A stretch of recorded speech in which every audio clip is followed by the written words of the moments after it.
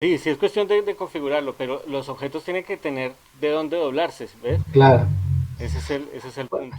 Yo prefiero este método, porque el otro método lo quise hacer acá No, es más complicado. y no lo pude resolucionar. Es más fácil aplicar material de botellas por una parte y la etiqueta por el otro. Ahora queda bonito. Mira, es como esto. A mí me parece un...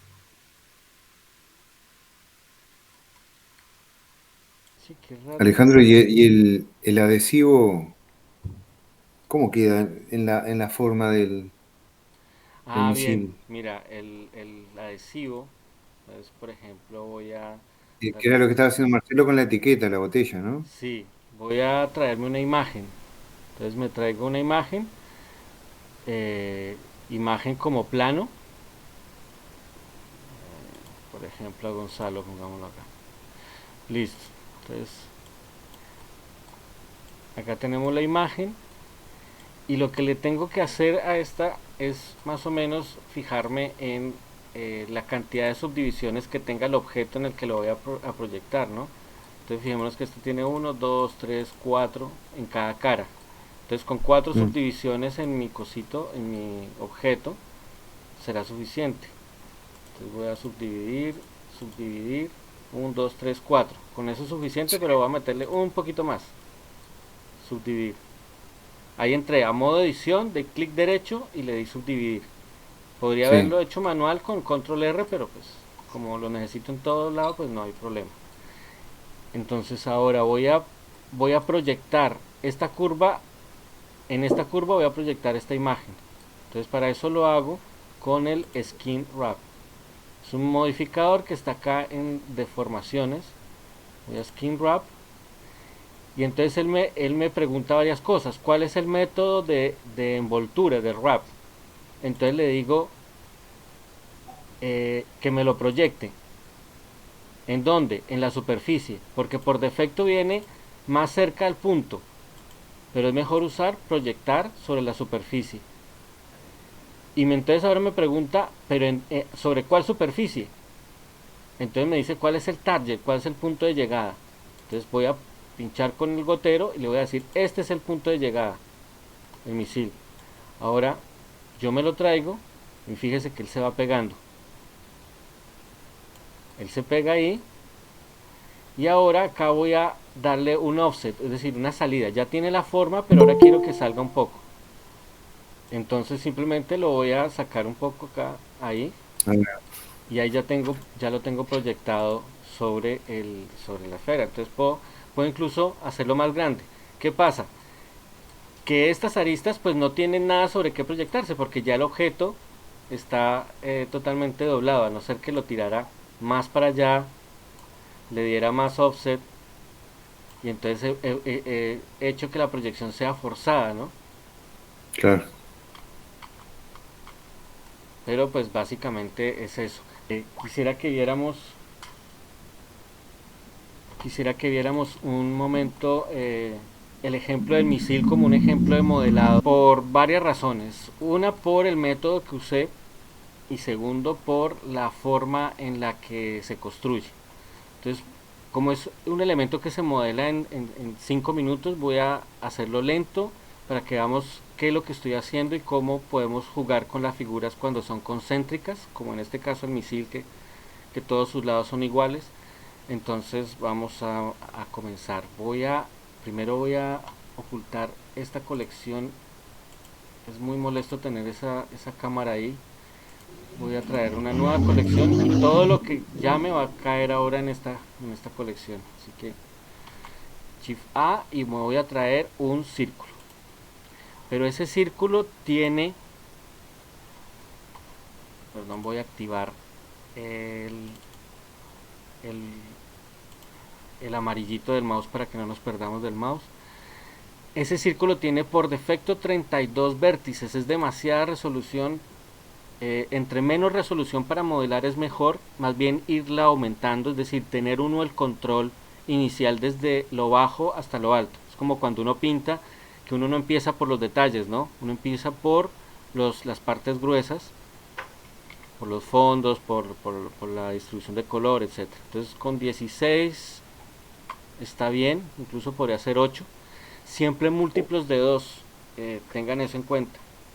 Cuando uno quiere hacer cosas simétricas, mantener los múltiples de 2 es importante. Eso sucede en las texturas. Las texturas son, por ejemplo, de 512 por 512, o 1024 por 1024, 2048 por 2048, 4096 por 4096 y así sucesivamente.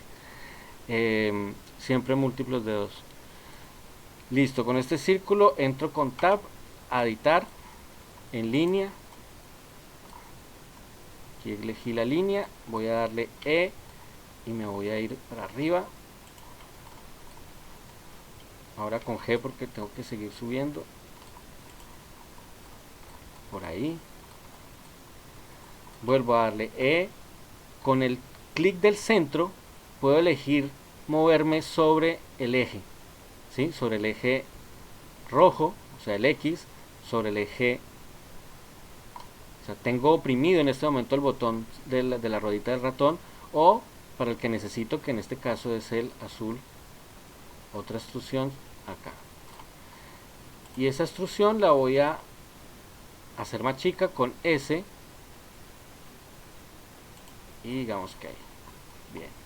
Ahí ya tengo la figura principal de mi misil, pero yo quiero hacer detalles, etcétera.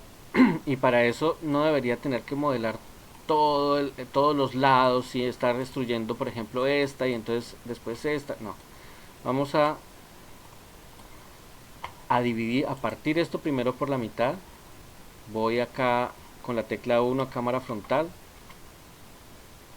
luego voy a la vista en wireframe, que también puede ser con Z, y aquí elegir entre modo sólido, material o wireframe.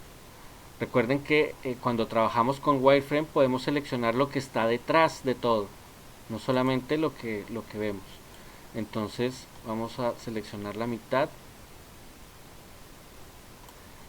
de este objeto. Voy a darle X y ahí me pregunta qué es lo que quiero borrar. Voy a borrar las caras. Entonces ya tengo la mitad, solamente la mitad respecto al eje X. Pero yo quiero también tener la mitad respecto al eje Y. Entonces me voy a ir a 3, es decir, a la vista del lado, y voy a hacer exactamente lo mismo. Voy a borrar la mitad.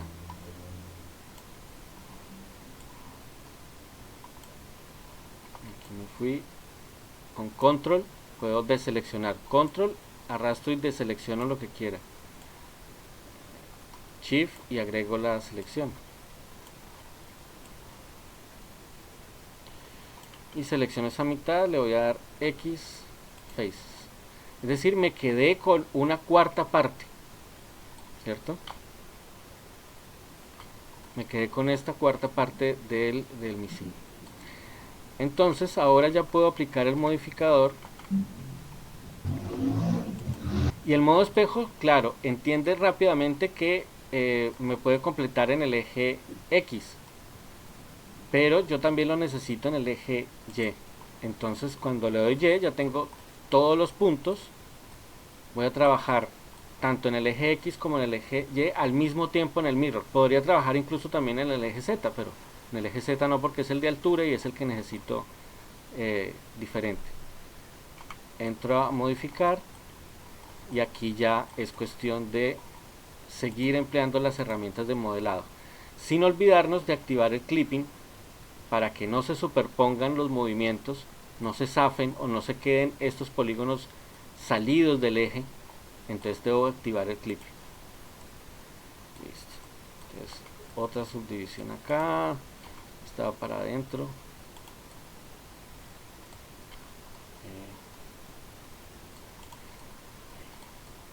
Ahí hicimos bien. Supongamos que vamos a sacar, voy a darle control R, hacer una subdivisión, control R, hacer otra subdivisión. ¿Por qué? Porque necesito un corte aquí en esta mitad. Selecciono estos dos y voy a darle ES para hacer una extrusión interna y voy a moverme. Y acá hay un truco. Resulta que si yo me voy a mover acá, ustedes se dan cuenta que si me muevo hacia allá queda torcido, si me muevo hacia allá queda torcido, y si lo hago desde este, pues de todas maneras no me va a quedar totalmente bien. Entonces acá nos podemos fijar que hemos estado siempre moviendo en los ejes globales, es decir, en los ejes del mundo. Pero yo necesito que mi gizmo, para que mis movimientos sean correctos, no esté mirando al mundo, sino esté mirando a la cara en la que estoy trabajando. En la cara que estoy trabajando. Para eso entonces voy a cambiar de global, por ejemplo, a local. Pero lo correcto en este caso, porque son caras, sería ubicarlo en la normal. Entonces ahora mi gizmo me dice que hacia allá, este es el eje en el que me puedo mover correctamente, el eje de las caras que tengo seleccionadas. Entonces es una forma muy fácil de trabajar cuando tenemos ese problema de la orientación del gizmo, que no siempre nos da con Shift para mover en el centro.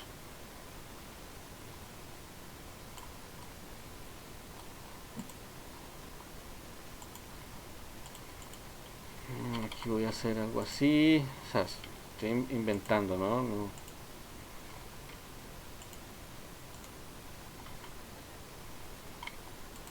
Y de aquí saldrían las alas de las aletas del misil.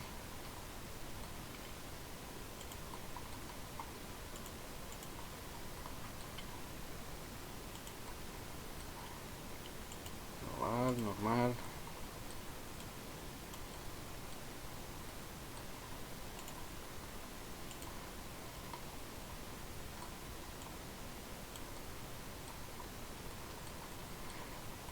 Y aquí lo único que podemos hacer es como manipular un poquito la malla. Alejandro, cuando pones el eje global, es el común. Claro, el eje global es el que tiene en cuenta el plano cartesiano, o sea, siempre tiene la Bien, misma orientación. El eje local, esto lo podemos ver más fácil así con un cubo. El eje, ahí está en el eje global. Entonces el rojo sí, corresponde al rojo, el verde al verde y el azul al azul. Pero puede pasar que esta cara está girada, por ejemplo, está así. Entonces ahí tenemos un problema, y es que cuando yo voy a mover, fíjate que sigo moviendo en los ejes y no sobre la cara, o sea, no puedo desplazar la cara en un eje correcto. Ahí en ese caso tengo dos opciones, en global, en local, en este caso no me sirve, pero en normal sí, porque la normal es la dirección que tiene la cara, es decir, hacia dónde está mirando la cara. Entonces organiza el gizmo de tal manera que quede mirando hacia la cara. Entonces ya puedo bien. mover en dirección a la cara. Entonces de esta manera vamos a revisar las V's de esto. El color. Listo. Entonces así está las normales, perdón, las V's de este objeto. Miren qué sencillo que son las V's de este objeto. Fijémonos por dónde hice los cortes. Acá se pueden ver los cortes. Hice un corte justo en donde se van a separar los colores. Hice otro corte acá. Hice otro corte acá. Corté este objeto, o sea, lo separé de la geometría, que serían estos. Dice que este punto equivale a este punto de la textura. Y ¿cuál más? Y la parte de abajo, esta sería esta. Y esta parte de arriba, vamos a ver acá. Esta parte de arriba corresponde a esta. Entonces, ¿qué gano yo con este método? Gano varias cosas. Primero, que mi textura, que es de 2048 por 2048, si tuviera 4 veces esto, sería más chico cada una de las partes, ¿no? Es decir, si el objeto fuera todo el objeto al que le saco las V's, tendría que tener 4 partes de esta, ¿no? Eso ocuparía más espacio en la textura, es decir, menos calidad, porque van a tener menos espacio. Por ejemplo, todo esto es desaprovechado, todo lo que está en el fondo es desaprovechado. pero esta parte está agarrando la cantidad de píxeles suficiente para que se vea de la manera que se tiene que ver.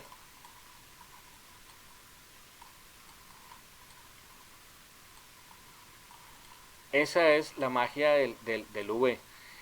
Es el método que se usa para todo. O sea, mientras, mientras uno no vaya a salir de Blender, puede trabajar con nodos, puede hacer todo lo que quiera, pero si usted necesita llevarse su objeto, ya sea para venderlo, ya sea para otro proyecto donde se va a meter en otro software, sin duda lo mejor es trabajar con UVs. No importa si aplica materiales, de todas maneras trabajar con UVs, porque los materiales de Blender se pueden quemar, es decir, se pueden transferir a una imagen plana.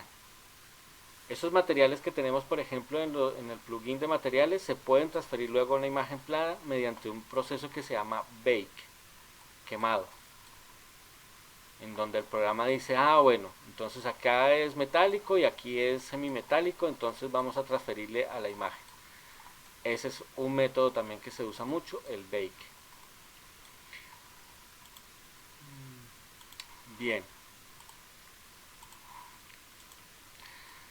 Me han estado preguntando bastante por los deformadores. Creo que Solidify no lo hemos visto muy bien, pero a ver, veámoslo rápidamente. Supongamos que yo modelo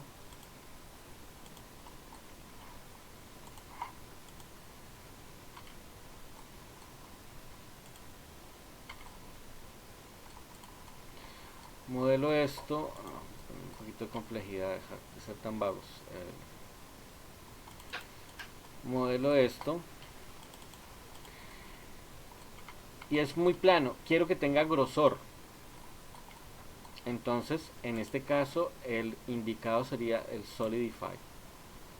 El Solidify es un deformador que me va a hacer eh, me va a hacer un grosor. Por defecto viene de 1, casi no se nota. Podemos aumentar tanto en positivo como en negativo.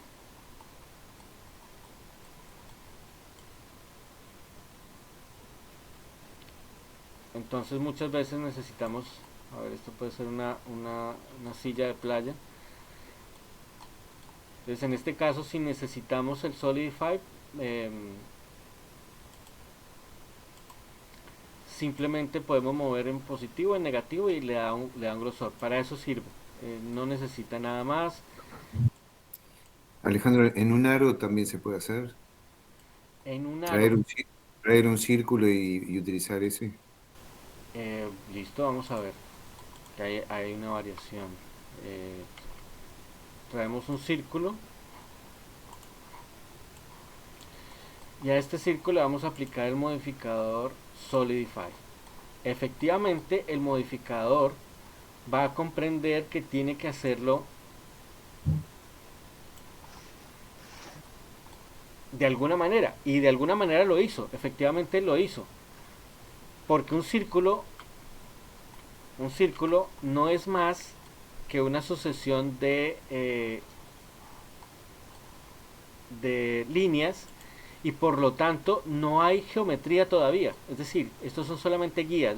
Los puntos y las aristas y las vértices son simplemente puntos. Si esto no tiene geometría, pues no tiene de dónde hacer grosor. Pero si yo, por ejemplo, a esto le doy un poquito de geometría, con una simple extrusión, es decir, le di E y tiré hacia arriba, cuando yo aplique el modificador Solidify, cuando yo aplique el modificador, pues ya va a tener geometría eh, para darme grosor. Lo de las imágenes alfas es súper importante en todo. Es muy fácil de que ustedes mismos se hagan un pequeño set de texturas alfas, porque lo único que tienen que hacer es pasar una imagen a blanco y negro. Vamos a ver este ejemplo con esto, sí. Voy a mostrarles otra utilidad de una imagen alfa. A este objeto le voy a dar unas subdivisiones, subdivisión, ahí. Le voy a crear un material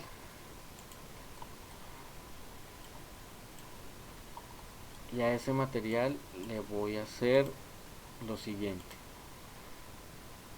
Me voy a traer esta imagen en blanco y negro.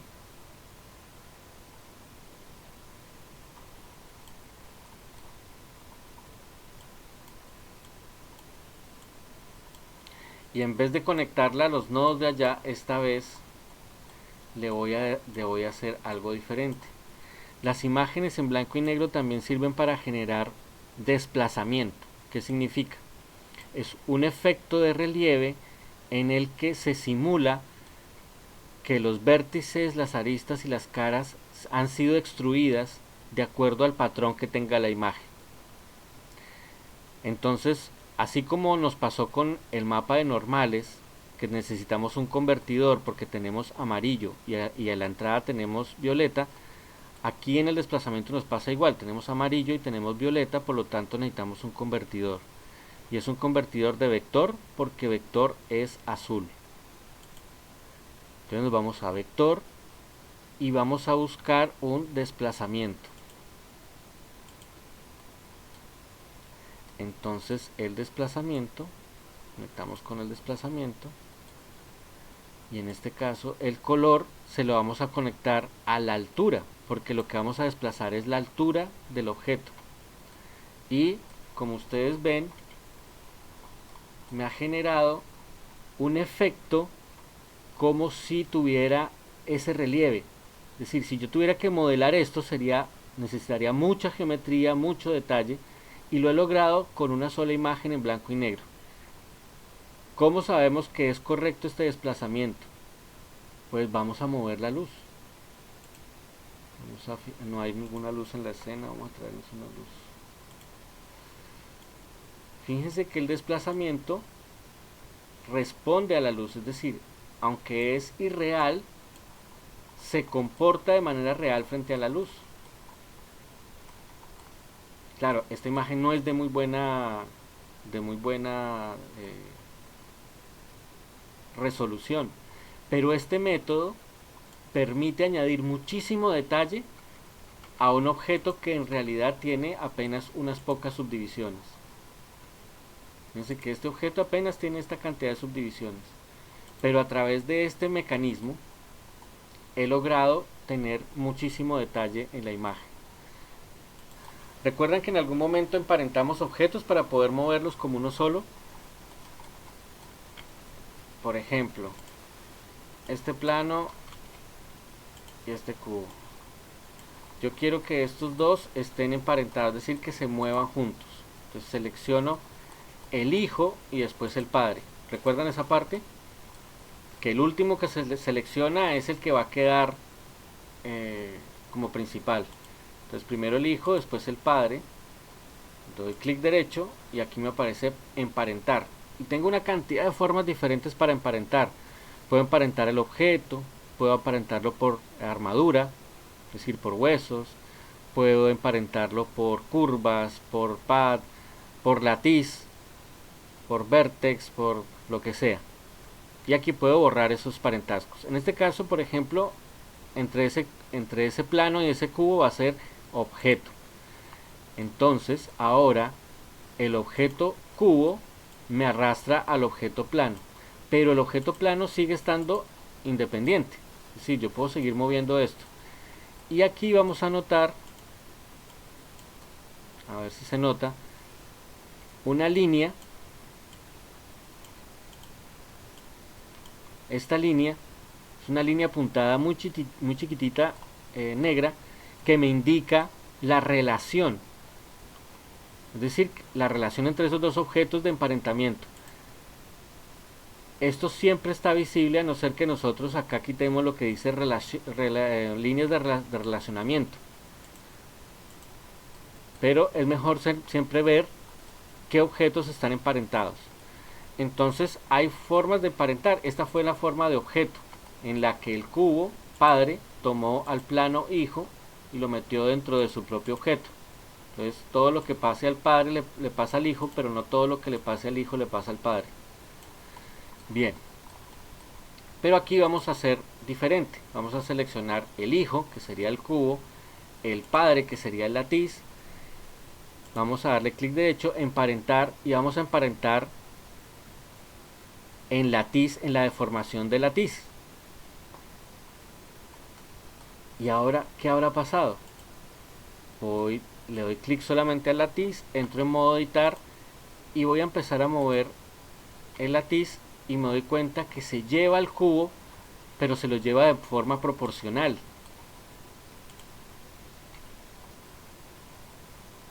Esto se usa muchísimo en animación. Muchas cosas que ustedes ven en animación se han hecho a través de un latiz. ¿Por qué razón? Porque yo el latiz lo puedo subdividir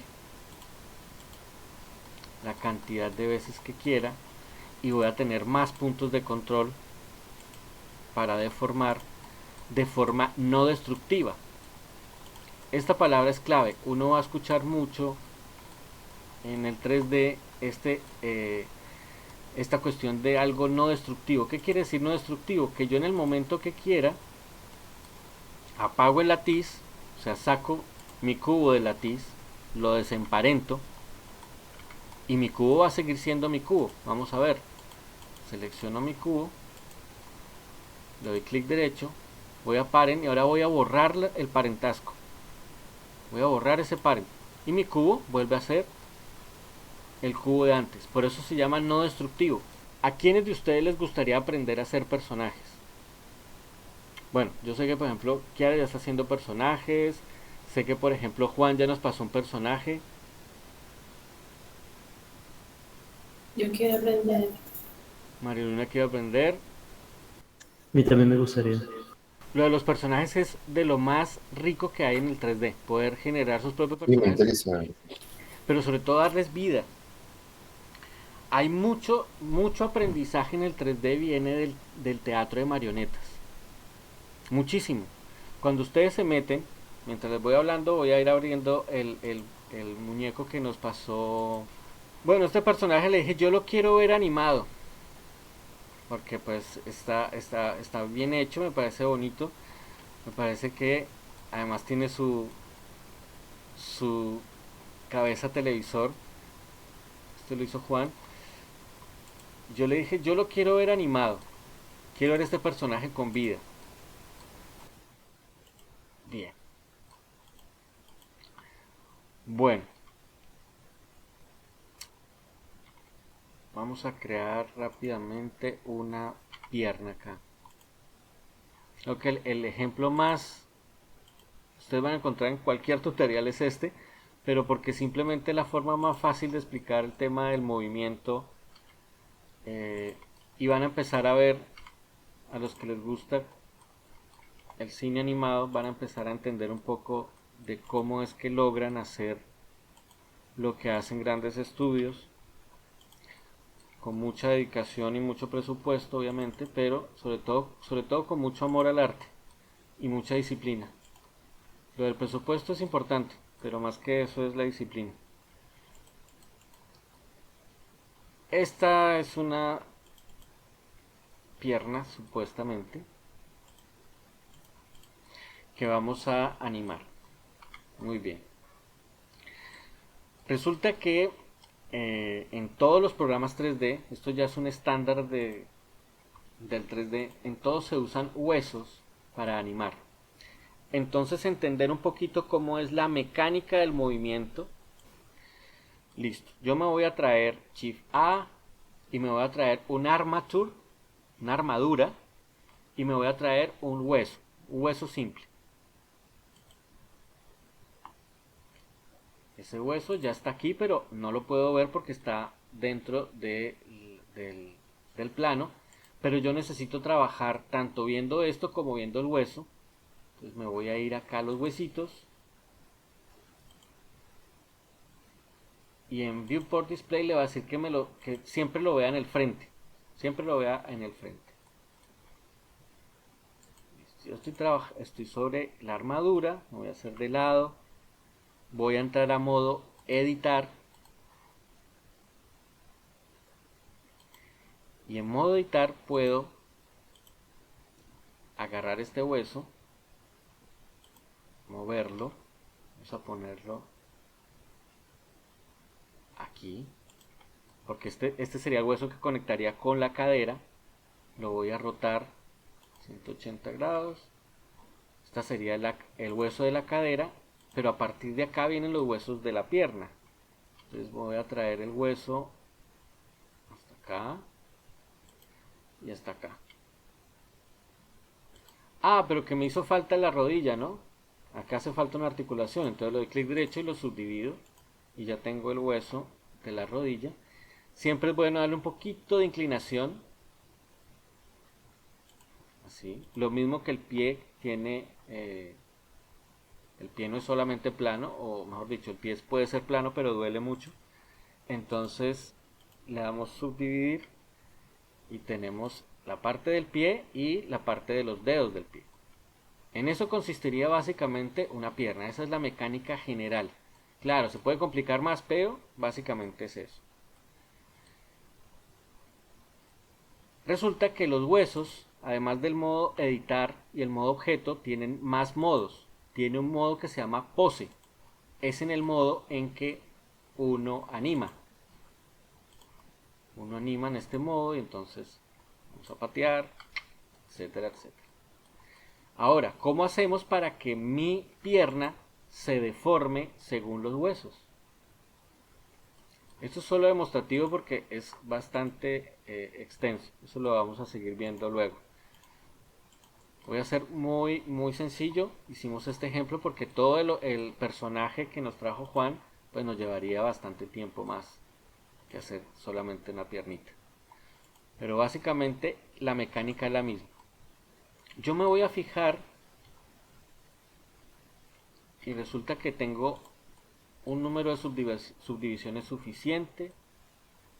Creo que está bien todo. Y ahora voy a seleccionar primero la malla que quiero que se deforme con los huesos. Doy shift y clic. En los huesos que quiero que la deformen, le doy clic derecho y lo vamos a emparentar. Pero esta vez la vamos a emparentar de una forma diferente. No va a ser un objeto, sino es un tipo de deformación de armadura. Pero en este caso le vamos a decir que nos las haga con los pesos automáticos. Y esta es la clave de todo. Ya les voy a explicar qué significa eso de los pesos. Pero quiero que lo haga con los pesos automáticos. Bueno, parece que no pasó nada. Ahora vamos a ver qué hizo de manera automática nuestros huesos. Ahora en pose mode, en el modo pose, vemos que ya nuestra malla se deforma, incluso se deforma más de lo que debería. Aquí vemos varios errores y es la falta de geometría, no tiene muy pocas subdivisiones, entonces no tiene cómo rotar la rodilla bien, pero básicamente ya funciona. Es decir, yo ya puedo mover el piecito, tac, tac, tac, tac. Puedo mover los dedos, tac, tac, tac, tac.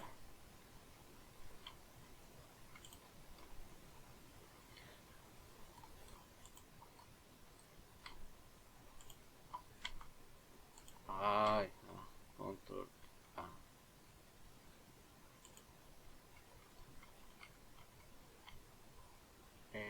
Pose, reset, clear, transform. Ah, ya, bien. Ahí lo que hice fue borrar todos los movimientos que había hecho. ¿Qué es eso de los pesos?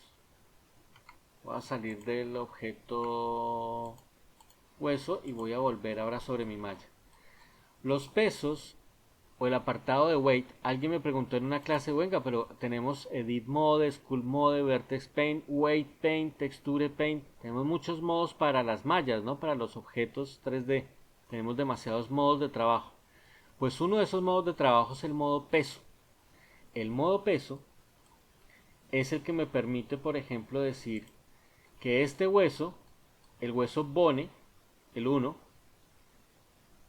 sea, este hueso no influye sobre la malla, pero el bone 1, el hueso 1, influye más en donde está rojo y menos en donde está azul. Donde está totalmente azul no influye nada. Entonces, este degradado es la marca de la influencia de los huesos. que obviamente se puede pintar manualmente. Bien. Ahora ya puedo ir a mi rig. Bueno, resulta que en animación nosotros no movemos hueso por hueso, sino que hacemos grupos de huesos que arrastran otros huesos para poder hacer cosas como esta.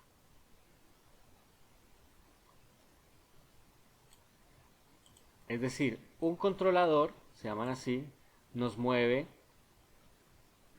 grandes grupos del personaje, como por ejemplo las piernas, y esta forma de trabajar se llama cinemática inversa, inverse cinematic. Es la manera como se trabaja profesionalmente la animación. Obvio, no todas las animaciones son cinemática inversa, a veces hay cinemática directa. Aquí lo que estamos viendo es una cantidad de geometría vacía, solamente coloreada, que nos maneja una cantidad de huesos a medida que nosotros tiramos. Por eso les decía al principio que esto ha sido aprendizaje básicamente del títere, el aprendizaje del 3D a través de los títeres y las marionetas. Porque estos mismos tirantes eran los que se hacían con las viejas marionetas. Lo que pasa es que aquí tenemos pues mucho más control. Por ejemplo, este es la dirección de la rodilla. Entonces, ahí podemos ver la dirección de la rodilla.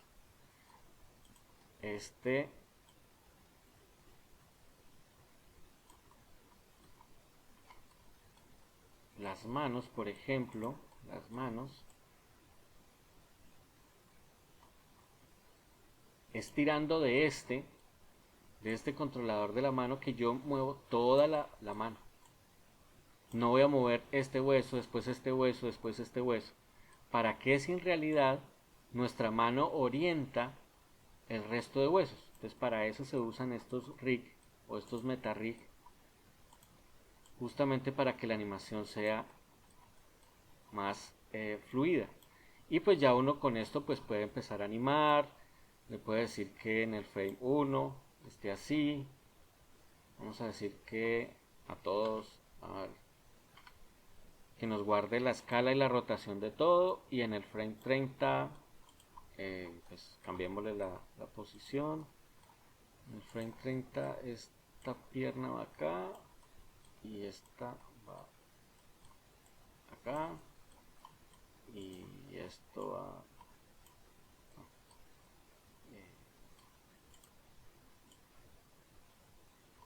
hacia adelante y ya. Control I y escala y rotación. Y ahora hemos hecho que nuestro personaje haga ese simple movimiento. Imagínense esto en una serie animada,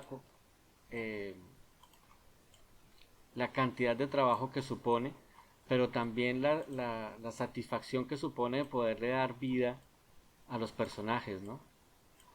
Hacerlos tristes, de ponerlos a mover, etcétera, etcétera. ¿Cómo les parece esto de los huesos para los personajes?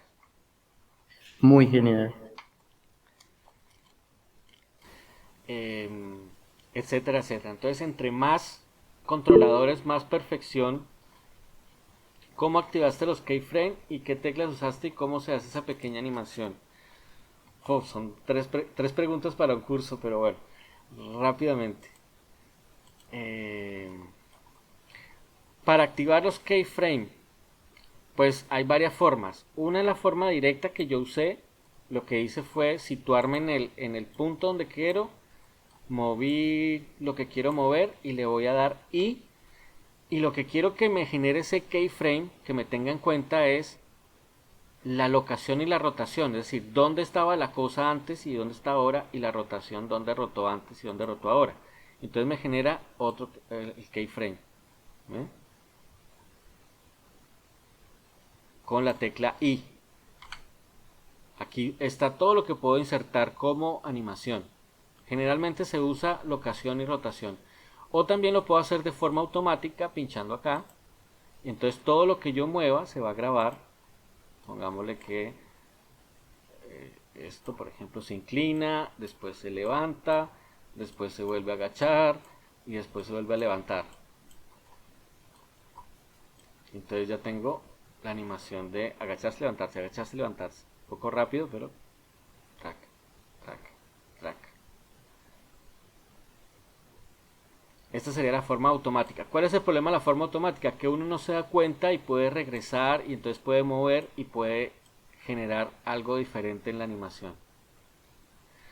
El ejemplo más común es una esfera, ¿no? Creo que cualquiera que haya visto algo de animación siempre vamos a ver lo mismo. La esfera cayendo. Entonces, la pose inicial es esa, entonces locación y rotación. La esfera cae muy rápido, cae por acá, cae acá, control. Y locación y rotación. Entonces, entre este punto y este punto hay dos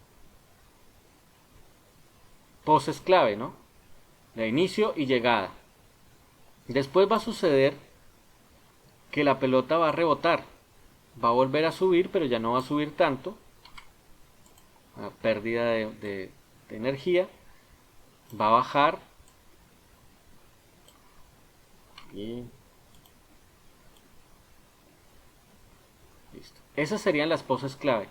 Pero resulta que si necesitamos que la figura, la pelota vaya rodando y que no va cayendo en esta misma dirección, sino que por ejemplo se modifica un poco, da una curva, una pequeña curva. Entonces estos nuevos keyframes que estoy colocando entre dos poses, entre la pose inicial y la pose final, todo lo que ponga en el medio se llaman poses intermedias. Así que es un universo gigantesco. Ya estamos terminando el módulo 1 de modelado y veo que muchos han avanzado, otros no tanto, falta también de práctica, pero la idea es que a medida que vamos avanzando vamos a ir reforzando siempre los conocimientos que van adquiriendo, pero necesito que pregunten más, que usen la plataforma para preguntar más. Así yo puedo ir sabiendo las diferentes cosas que se necesitan porque como no tenemos todos el mismo nivel, unos ya vienen trabajando 3D, otros no, entonces para irlos igualando un poco en el nivel necesito que hagan las preguntas en todo momento. Yo tengo una pregunta, ¿cómo exportamos la animación como tal? ¿Cómo exportan una animación? Buena pregunta. Por acá tengo todavía mi... No. Tengo tantos Blender abiertos. A ver, vamos a cerrarlos.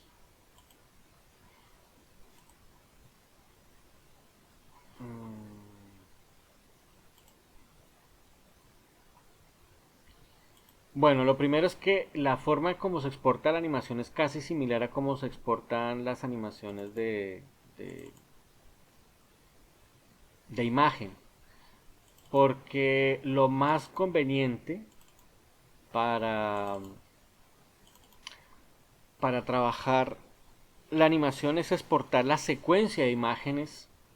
Porque cuando tú tienes una secuencia de imágenes, después puedes manipular imagen por imagen y eso te va a dar mayor control que si tienes simplemente un video.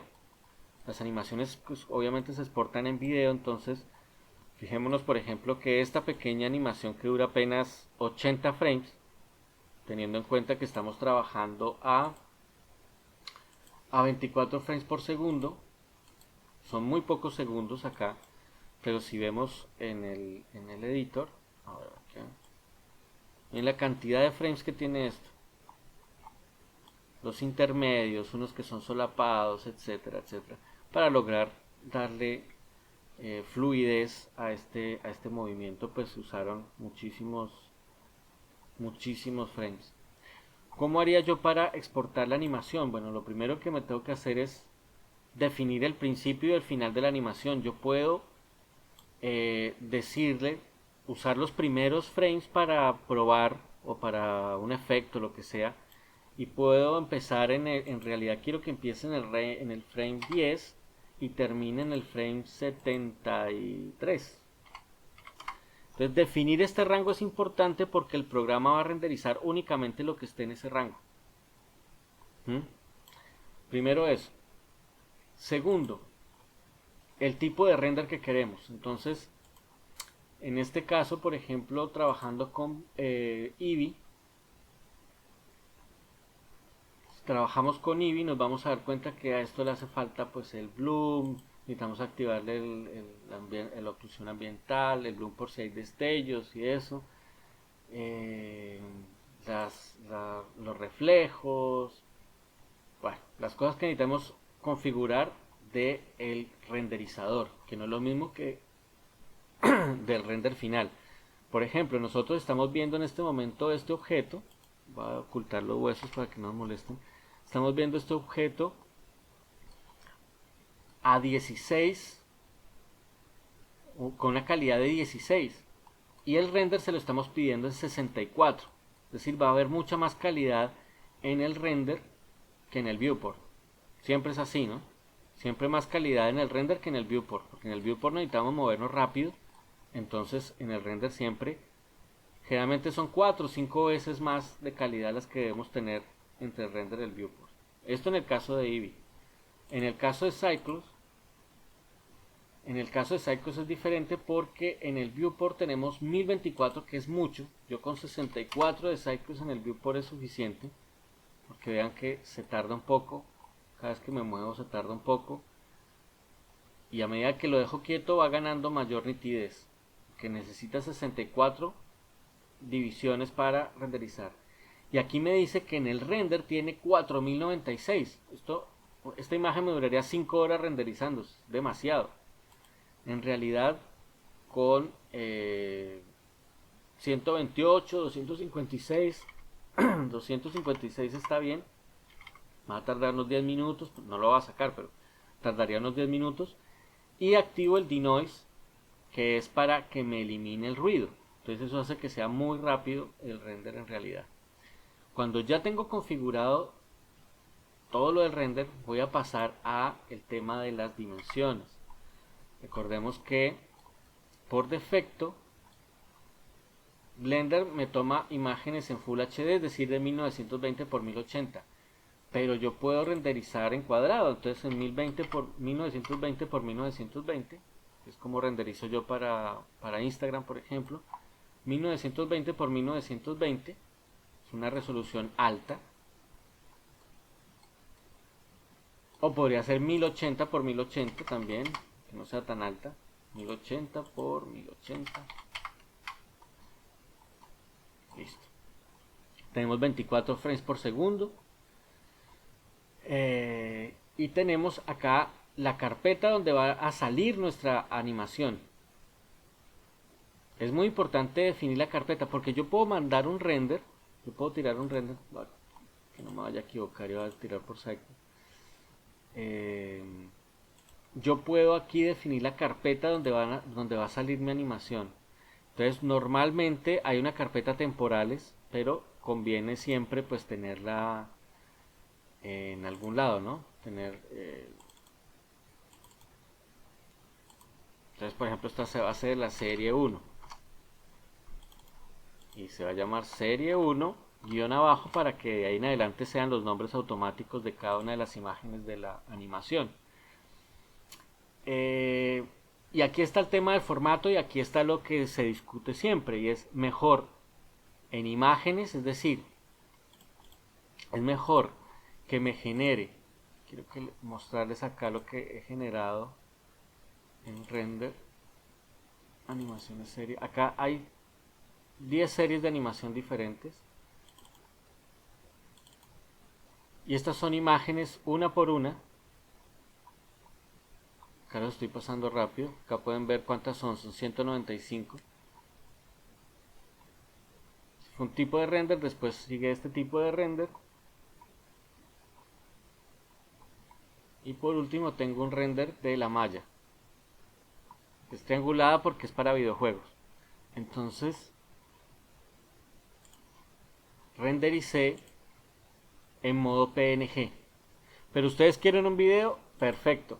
Acá tienen los diferentes formatos de salida. Tienen BPM, Iris, PNG, JPG, JPG 2000, Targa, Targa RAW, Cineon, DFX, OpenXR, Radiance, TIFF, Web, esta que se usa mucho ahora en internet, WebP, y tienen formatos de video.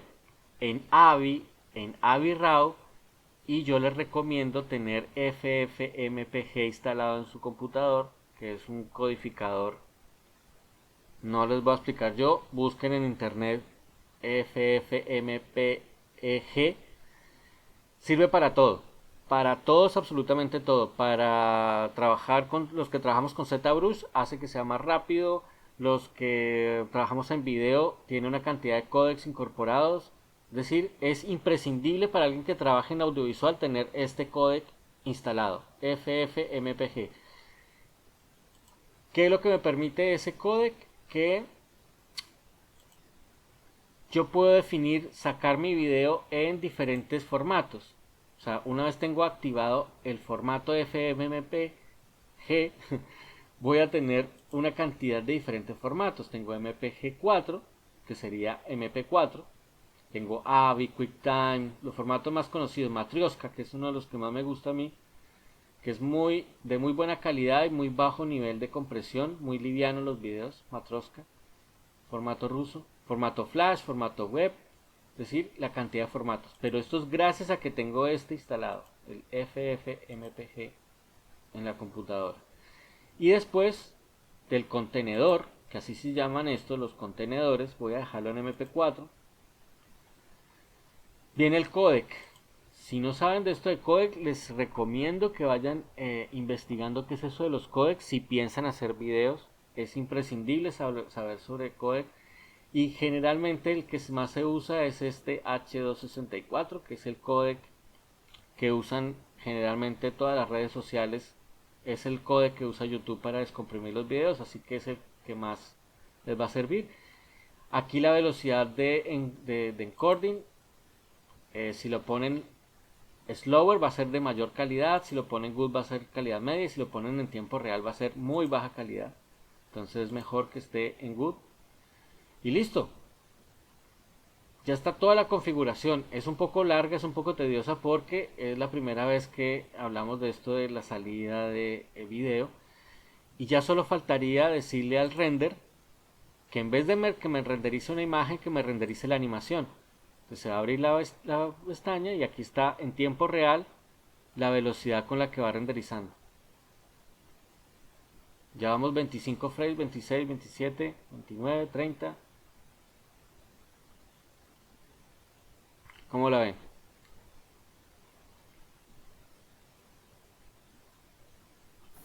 Difícil.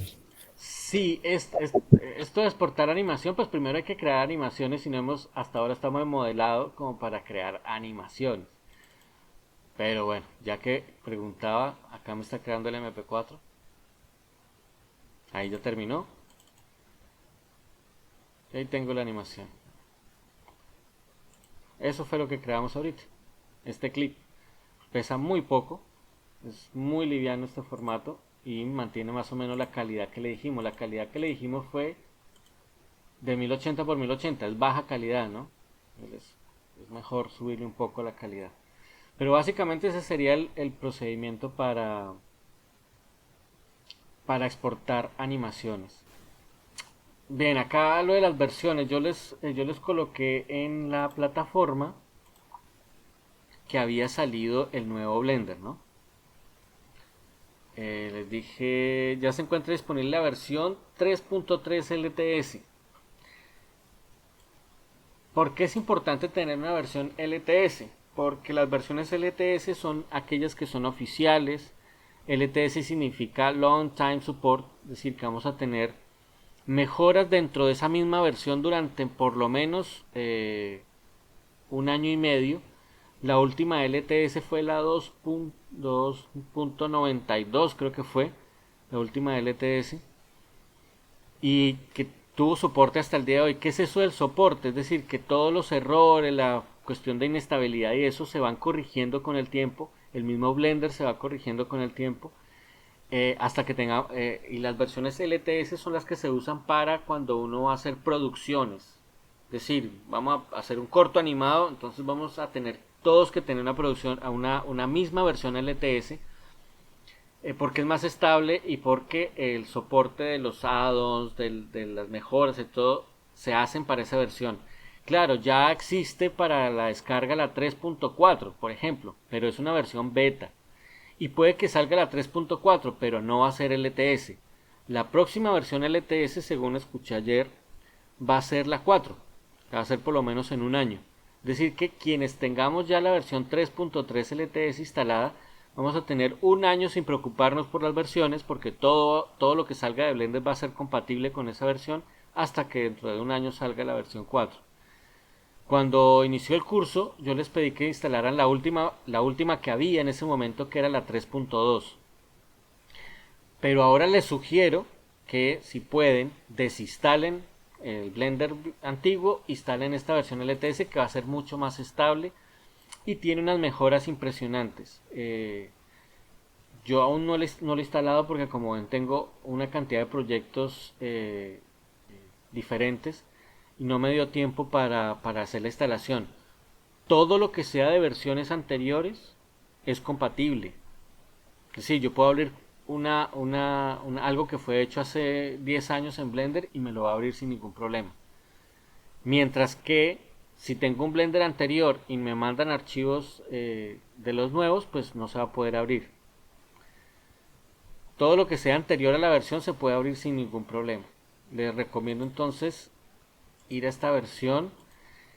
Y Marcelo me preguntaba si se hacía una desinstalación limpia. Sí, es siempre bueno hacer una desinstalación limpia. Aquí tienen el link para descargar la 3.3 LTS.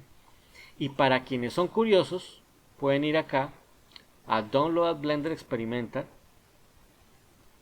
y descargarse una versión portable. ¿Qué significa eso de portable? Que no se necesita instalar. Yo tengo acá 3 versiones portables diferentes. Eh, para probar cosas nuevas que han salido, o para tener otro Blender ahí para probar add-ons, o para trabajar con diferentes ventanas de Blender sin afectar el proyecto, etcétera. Entonces se descargan una de estas, generalmente la 3.4, que es la última que salió el 15 de septiembre, es decir, estamos encima de esta que salió. Estas son todas versiones que no se instalan, entonces no interfieren con la principal que ustedes tengan instalada. Entonces es muy recomendable siempre tener una u otra, la versión instalada y la versión portable. Porque vamos a trabajar, ¿qué vamos a trabajar? Vamos a trabajar un poquito de lo que hemos visto de los componentes de un material. Vamos a aprender ahora sí pintado de vértices, que eso no lo hemos visto, no lo hemos trabajado, pero ustedes se dan cuenta que aquí, cuando están en señalar un objeto, dice Vertex Paint, es decir, pintura de vértices. Y uno dice, pero ¿cómo así que pintura de vértices? ¿Qué es esto? Y sí, Blender tiene una cantidad de cosas. Tiene para agregar, para oscurecer, para dibujar, para hacer luces, para mezclar materiales, para multiplicar materiales, para sustraer materiales. Es decir, todo un kit completo de pinceles. Acá tenemos para hacer blur, para hacer degradados, etcétera. Para trabajar con colores. Pero esto ya pintando vértices. Es otro método diferente. Un método diferente de pintura. Está muy bien, porque podemos mezclar colores, pintar directamente sobre los modelos, pero si tenemos una OV vamos a hacerlo muchísimo mejor, porque vamos a pintar directamente sobre la OV y esto va a acelerar nuestro proceso. Kiara, ¿cómo vemos aunque sea una porción o una pequeña escultura de lo tuyo? Dice Manuela que no, tampoco. Bueno, a ver, Kiara, tenés una de tus esculturas que tú digas, esta está como para pintar. Mm, pues sí, sí, pero, Tienes, o sea, que yo diga, sí, o sea, ya está lista, pero digamos, hay cosas de optimización. claro, ¿cómo está esa retopología? Pues, de hecho, acá tengo abierto lo que he estado A haciendo. ver, ¿nos quieres mostrar? Bueno, Bueno, pon la pantalla. a ver, creo que ahí se alcanza a ver, ahí se ve. Sí, los has avanzado más. Sí, pues ahí ya tiene varias cosas. Pues, perdonarán ya acá el desorden de tools, tengo un Sí. desorden. Pero, o sea, digamos que he estado manejando una buena topología, pero igual tengo que optimizar muchas cosas. Por ejemplo, a ver, ¿dónde está la parte del busto? Ah, pero no, Por no es ejemplo, mucho. estas Tienes un partes. millón ochocientos, no es mucho en realidad. Para tanto No, detalle, está bien. y mira que el millón es solamente del cuerpo, el cual no voy a utilizar, o sea, lo estoy utilizando solo como de maniquí. Entonces, en realidad, todo tiene 899. Ah, no es mucho, sí, claro. No. Bueno, para quienes no sepan, este programa se llama ZBrush, ZBrush, es el programa profesional de escultura digital. Eh, Eso que está haciendo ella se puede hacer en Blender, eh, pero va a llevar más trabajo. ZBrush es como más libre en la creación, no tanto preocupado por otros elementos. Es muy complejo, pero es muy rico también de aprender. En algún momento, quienes quieran, vamos a tratar de hacer no un curso, pero por lo menos un taller de ZBrush como para iniciarnos con la versión chica, ¿no? Con el ZBrush Core, que es más chica, pero que tiene casi todo lo necesario para hacer buenas herramientas, para hacer buenas esculturas. Bueno, gente, yo creo que estamos listos para pasar al siguiente nivel. He visto muy buenos avances en sus trabajos. Sigan practicando lo que más puedan de modelado. Pregunten lo que necesiten en la plataforma. Si no se sienten cómodos en la plataforma, pregúntenme por correo, pero yo les pediría que en lo posible lo hagan por la plataforma. La plataforma es muy fácil de manejar. Lo único que tienen que hacer es situarse en donde quieren hacer la pregunta, escribirla, y si no quieren mencionar a nadie, sino solamente me piden preguntar a mí, pues me citan. Entonces mencionan a un miembro y entonces buscan acá entre los miembros y me citan a mí y dicen, ¿cómo carajos hago tal cosa? Y bueno, yo trato ahí de responderles. También pueden adjuntar una captura de pantalla de un problema que tengan. Entonces adjuntan de su ordenador el problema. Ha habido más participación en estos últimos posts, ya subiendo los trabajos y haciendo algunas preguntas. Pero la idea es que en la medida en que tengan preguntas, háganlas en la plataforma. Que eso también les puede servir a los demás porque pueden tener las mismas preguntas. Si no es acá, tienen el Discord. Yo el Discord lo reviso todos los días, aunque no lo dejo prendido porque pues no lo uso sino para los cursos y para otros dos cosas más que esté haciendo.